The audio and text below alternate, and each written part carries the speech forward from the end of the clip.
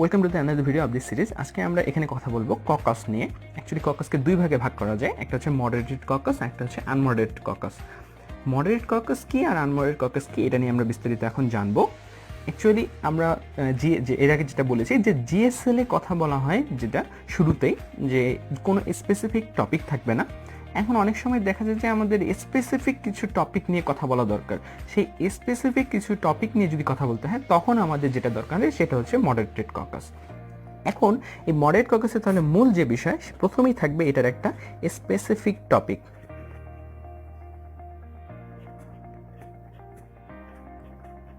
অর্থাৎ আমাদের এখানে স্পেসিফিক একটা টপিক থাকবে এবং এটার একটা টোটাল টাইম লিমিট থাকবে।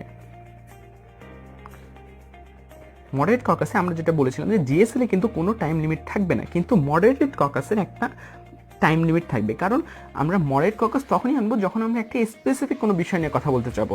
সেই ক্ষেত্রে ওই স্পেসিফিক একটা বিষয় নিয়ে তো আমরা সবসময় কথা বলবো না, যার কারণে ওই স্পেসিফিক বিষয়টা নিয়ে আমরা কতক্ষণ কথা বলবো সেটার একটা নির্দিষ্ট টাইম লিমিট থাকে, যার কারণে বলা হয় যে মডারেট ককাসে একটা স্পেসিফিক টাইম লিমিট উল্লেখ করতে হবে। এবং একজন ডেলিগেট কতক্ষণ কথা বলবে সেটাও কিন্তু এখানে অবশ্যই উল্লেখ করতে হবে। অর্থাৎ ডেলিগেটের যে specific time limit, delegate time limit, এটাও কিন্তু এখানে থাকবে। অর্থাৎ এই সবগুলো বিষয় এখানে থাকবে। এখন স্পেসিফিক যে টপিকটা, এই বিষয়টা অ্যাকচুয়ালি কি, আমরা এটা নিয়ে একটু প্রথমে হিসাব করি। যে আমরা সাপোজ আজকের যে এজেন্ডা, আমরা যে কমিটিতে যে এজেন্ডাটা আছে সেই এজেন্ডাটা ধরলাম যে ensuring child rights and health. এখন এই যে দেখা যাচ্ছে এখানে বলা হচ্ছে যে চাইল্ড রাইটস এবং হেলথকে আমরা ইনশিওর করব, এই জন্য আমরা হচ্ছে এই কমিটিতে আজকে কথা বলতেছি। তো এই ক্ষেত্রে এখন আমরা স্পেসিফিক টপিক আমরা হয়তো বা বলতে পারি যে একটা চাইল্ড রাইটস, এটা একটা স্পেসিফিক টপিক, কারণ ওই শুধু চাইল্ড রাইটস নিয়ে ওখানে শুধু কথা হবে। আবার যদি আমরা ভাবি যে হেলথ সেক্টর নিয়ে কথা বলবো, তাহলে সেখানে শুধু স্পেসিফিক একটা টপিক হবে হেলথ। অর্থাৎ মডারেট ককাসের এরকম একটা স্পেসিফিক টপিক থাকবে এবং যার একটা টোটাল টাইম লিমিট থাকবে এবং ডেলিগেটরা যতক্ষণ কথা বলবে সেটা উল্লেখ করতে হবে। এখন আনমডারেট ককাসটা কি? আনমডারেট ককাস হচ্ছে আমরা মডারেট ককাসে কথা বলছি, আবার জিএসএল এ কথা বলছি, কিন্তু দেখা যাচ্ছে যে অনেক সময় আমরা কোনো স্পেসিফিক টপিক আর খুঁজে পাচ্ছি না, বা কোনো একটা আমরা কোন পথে আগাবো বা কিভাবে আমরা একটা সলিউশনে যাব সেটা আমরা বুঝতে পারতেছি না। তো আমরা প্রথমেই যেমন বলেছিলাম যে এমইউএন কিন্তু একটা ফর্মাল ফর্ম অফ ডিবেট। এটা কিন্তু সব কিছু ফর্মালি হবে, যেখানে নির্দিষ্ট একটা জায়গায় বসে আমরা সবাই একটা কনফারেন্সে অংশগ্রহণ করব।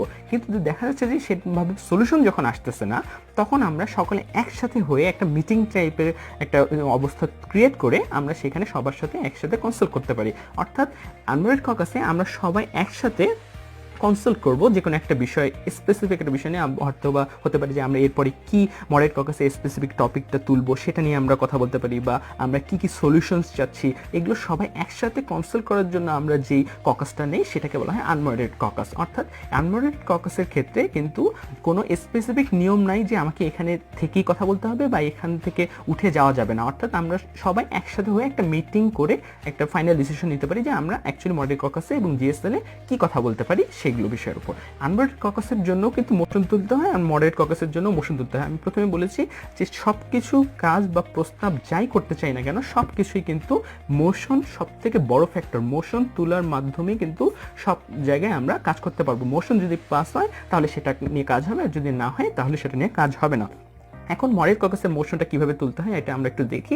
আমি যেটা বলছি এই তিনটা বিষয় কিন্তু মাথায় রেখেই কাজ করতে হবে, তাহলে মডারেট ককাসের যে মোশনটা তুলবো সেটাতে কিন্তু এগুলো উল্লেখ থাকবে। দেখুন আমরা দেখি একটু, দ্য ডেলিগেট অফ বাংলাদেশ, এখানে আমরা অবশ্যই কান্ট্রি নেম উল্লেখ করব, বা আমরা যে country, the delegate of Bangladesh would like to raise up a motion to start the, এখানে আমি ফাঁকা রাখছি, এখানে আর কি ওই বিষয়টা, the delegate of Bangladesh would like to raise up a motion to start the moderate caucus on the topic of. এই যে আমি বিষয়টা এখানে আলাদা করে লিখেছি, এই কারণটাই হচ্ছে অন দ্য টপিক অফ, আমরা কোন টপিক নিয়ে কথা বলবো এটা কিন্তু স্পেসিফিকভাবে এখানে উল্লেখ করতে হবে।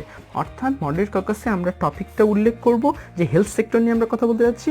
এখন where is delegate will get 45, যেটাই আমরা বলি যতটুকু সেকেন্ডস আমরা প্রস্তাব করব সেটা আমরা উল্লেখ করব। অর্থাৎ ডেলিগেটের নির্দিষ্ট টাইম লিমিট সেটা কিন্তু থাকলো, এবং এই মডারেট ককাসটার কতক্ষণ হবে স্পেসিফিক টাইম লিমিটটা কিন্তু যে পরে উল্লেখ করা হচ্ছে। অর্থাৎ the delegate and the total time limit will be 15 to 20 minutes. অর্থাৎ আমি যদি 60 সেকেন্ড বলি একজন ডেলিগেট কথা বলবে, তাহলে আর আমি যদি প্রস্তাব করি যে 20 মিনিট কথা হবে, একটা মডারেট ককাসের টাইম লিমিট 20 মিনিট, তাহলে দেখা যাচ্ছে যে ওই মডারেট ককাসে 20 জন কথা বলতে পারবে। অর্থাৎ একটা মডারেট ককাসে specific topic, total time limit এবং ডেলিগেট টাইম লিমিট, এগুলো সবগুলোই উল্লেখ থাকবে। কিন্তু জিএসএল এ কিন্তু আমরা বলেছিলাম শুধুমাত্র ডেলিগেটের যে টাইম লিমিট এইটা থাকে, কিন্তু জিএসএল এ কিন্তু এইরকম টোটাল টাইম লিমিটটা থাকে না। তো আমাদের বেসিক যে বিষয়টা, মডারেট ককাসে আমরা এইভাবে মোশন তুলতে পারি, এবং আনমডারেট ককাসের ক্ষেত্রে মোশনটা কীভাবে তুলবো ওটা আমরা একটু কথা বলি। যে ওখানে জাস্ট আমরা বলবো যে delegate of Bangladesh would like to raise a motion to start an unmoderated caucus and the total time limit will be 15 to 20 minutes. Actually ওখানে তো ডেলিগেটের কোনো স্পেসিফিক টাইম লিমিটের কথা আসেই না, কারণ হচ্ছে ওখানে তো আমরা কোনো ডেলিগেটের একজন ইন্ডিভিজুয়ালস কোনো কথা হবে না, সবাই একসাথে বসে আমরা এখানে সমাধান করব। সো সেখানে শুধুমাত্র যেটা থাকবে যে টোটাল টাইম লিমিটটা থাকবে, টোটাল টাইম লিমিট, এই টাইম লিমিটটা থাকবে, আর কিছু উল্লেখ করতে হবে না। এখন আনমডারেট ককাসে যাচ্ছে এবং টোটাল টাইম লিমিটটা হবে 15 মিনিট বা 20 minute. So moderate caucus, unmoderate caucus এবং সেই মোশনগুলো কিভাবে তুলতে হয় সেটার বেসিক ধারণা আমরা এখান থেকে পেলাম।